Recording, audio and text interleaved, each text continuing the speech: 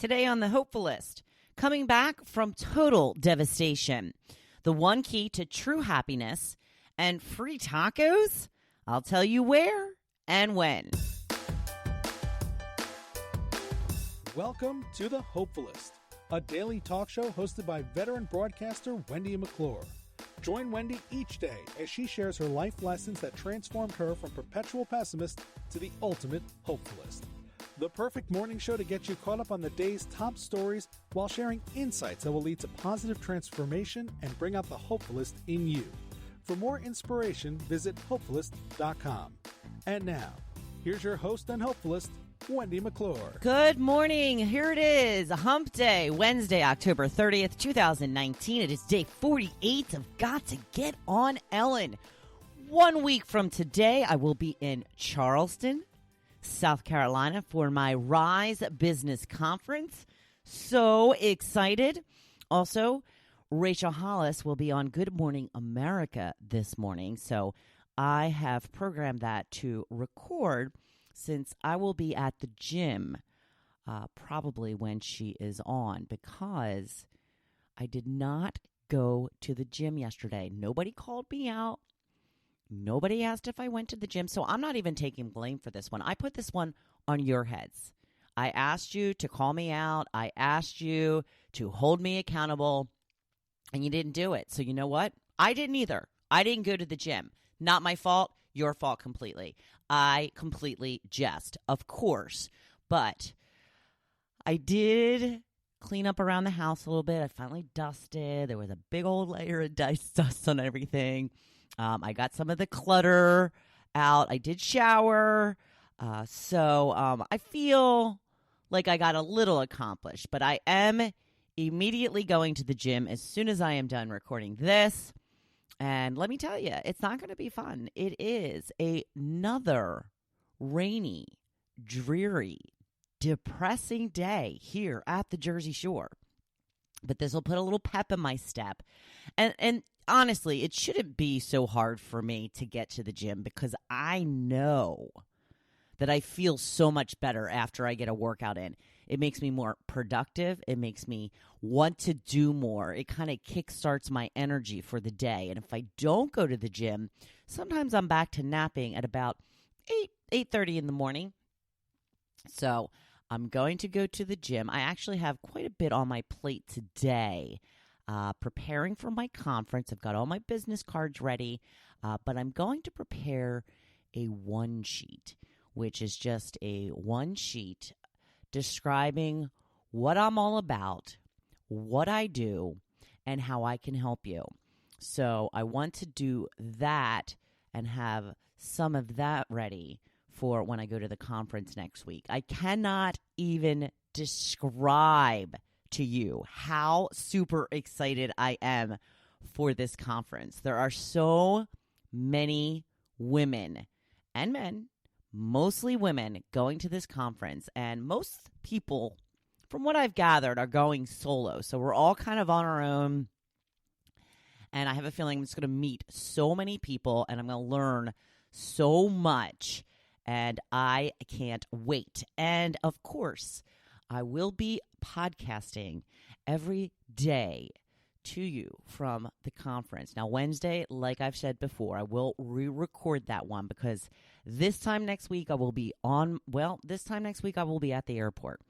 A tad early because my ride needs to get to work. But then I'm going to do the show on Thursday and Friday in my hotel room before I head to the conference. So, you know me and technical difficulties, there could be a few. So keep your fingers crossed. I'll do a little bit of a test run the night before on Wednesday night. So we'll see how it goes. Very, very exciting. I did watch a little television yesterday. I did catch The Voice on Demand. Taylor Swift was on. I talked about this yesterday. The interesting part is, you know, when you watch a show on demand, most times they do not allow you to fast forward. Well, I discovered something yesterday. Apparently you can fast forward through the show, but you cannot fast forward through the commercials. So I was kind of doing it backwards yesterday, and I felt kind of like an idiot because I didn't really want to see all of the singing and the performances and stuff because I don't really follow the show. So I just really wanted to see kind of Taylor Swift mentoring to these artists and contestants. So I was doing a lot of just fast forwarding through the show, and then it would automatically stop when it got to the commercials. I'd have to watch the commercials, and then I would fast forward through the show again. So it was a little backwards. It felt a little weird, but I got to see it, and then I recorded it last night. She was on again last night, and she's even going to be on again next week. So pretty excited about that. And now they're getting me invested in these stupid contestants, and they're not stupid. I'm just saying that because I didn't want to be invested in the show. I've got too many shows. I really do. I watched half of This Is Us last night. I have to finish watching that. And then after that, I have New Amsterdam, which I'm teetering on not watching that anymore. I don't know. It's not as good as it used to be, I don't think. So I may be eliminating that one from my repertoire, but we'll see. But I do have a lot of television watching that I do this time of year. And, that's okay. We spend a lot more time inside than we used to, so it's okay. But I probably should be spending that time doing more work. Probably. I'll get there. So I wanted to tell you that you can get a free taco today. You would have thought that they would have done this yesterday for Taco Tuesday, but apparently it has something to do with the World Series. Another thing I don't follow, if the Phillies were in it, that would be a little bit of a different story, but I am not a huge baseball fan. I am football all the way. I think you know that about me. I follow a little team called the Philadelphia Eagles. And when it comes to baseball, unless my team is in it, I really don't have any interest. So I think it had something to do with a home run or a steal or something like that. But whatever the case may be, you can get a free taco, a Dorito Loco taco. Is that what they call them? From Taco Bell today from 2 to 6 p.m. Google it. Make sure that you don't need a coupon or something. If I were better at my job, I would have already done that for you. But I'm not really good at my job. Apparently not in this case anyway. So I don't want you to show up and be like, well, Wendy said that I could get a free taco today. And they're going to be like, well, you need a coupon. And you're going to be like, damn that Wendy. Damn her. So don't do that. Just check it out on Google first. Because, the Google knows everything. The Google knows everything. So I wanted to hit on this article that I posted in the group page last week. I've talked to you about this before, about the things versus experience when it comes to your happiness. And I am a proponent of things. Now, this article starts out saying that things give you an initial jolt that, initially it does bring you happiness, but it doesn't last long. This article from the dailyhealthpost.com, and like I said, it is on the group page, and more of you are starting to post on the group page, and it makes my heart happy to see that. Every time I see somebody post something on the group page, I'm like, yay, you're posting and you're sharing, and you've got the idea, and I'm so grateful. So please keep sharing to the group page. It makes me so ecstatically happy. And I know that you all have the right idea of what the Hopefulist is about because they are all positive, inspirational things. So scroll down a little bit and you will come across this article about how travel is the key to long-term happiness. And I wanted to read a part of the article because I thought this was very interesting. It says that happiness stems from connections. So traveling brings you to new cultures and places. In such an environment, everything around you feels more enriching. Your brain and body alike lose track of time as you're so keen on absorbing new information.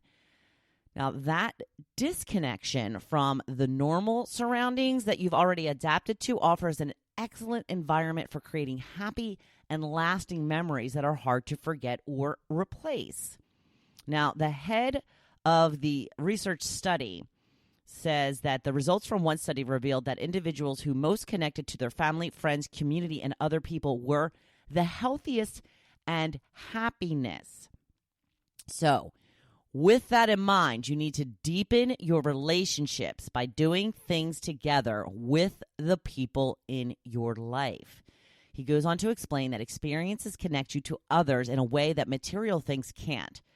Some of the most important experiences in his life were travel, where he reveals that brought him closer to his family. So travel together, travel in groups, travel with friends, travel with family.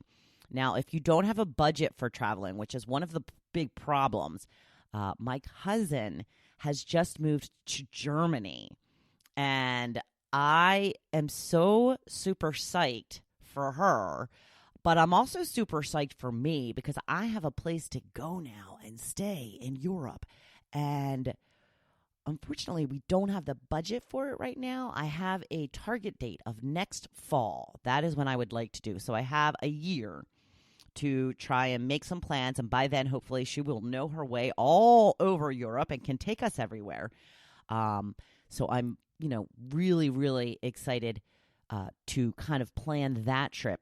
But if you don't have the budget right now for some, interesting travel, and it doesn't even have to be like somewhere super expensive or somewhere super new.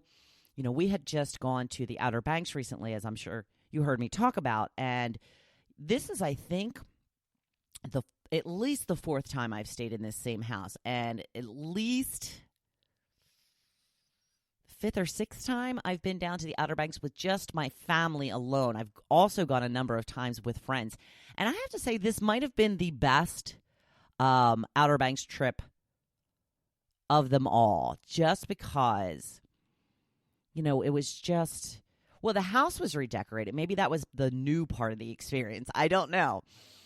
They changed the name of the house, and, it had some new furniture, and it had done some updating, but, it was just such a nice, relaxing time with my family that it's just something that I cherish. And it doesn't necessarily have to be new experiences, but, well, that's what this article is saying, actually. I'm going really against the article because it is saying that it's new experiences, but that's not a common experience for us as a family. So it is a little bit different for us. So therefore, somewhat new of an experience. So if you don't have the budget, which I've been trying to get to for a while, but I keep going off course as I tend to do, other things you can do for long-lasting happiness. Here are some examples. Participate in extreme sports. Learn new skills. Or going to unusual events will bring you joy. A new car or gadget will eventually become ordinary, old, and outdated. On the other hand, the memories you create will become a real source of happiness that will stay with you your whole life. So it ends with invest your hard-earned cash in experiences, and you'll be investing in your long-term happiness. I have been given an invite to one of those escape rooms, which I'm not really sure I'm into, but I think that I will try it. The Girls in the Hood are going to that, and that is something very new and different. And I do think, regardless of how it turns out, it will be something that will be remembered for a long time. When these things become more popular and what have you, then people are like, oh, yeah, I did an escape room once. It was super fun. So those kind of things are what you want to keep in mind and try. Just a little advice there from your dear old Hopefulist. Today's topic, cause Halloween is tomorrow. They are talking about postponing Halloween because it is supposed to rain. That is something we will discuss later on today in our topic. So for this morning's topic, I asked, what was your favorite treat to get trick-or-treating while growing up? Now, Lauren says not razor blades. Yeah, I would have to agree with that. I do remember when we used to go trick-or-treating, we would get apples sometimes. And really, honestly, nobody wanted apples. I mean, You couldn't even give out apples now because nobody would allow their kid to eat them. So you can give them out, but nobody's going to eat them because, everybody's afraid of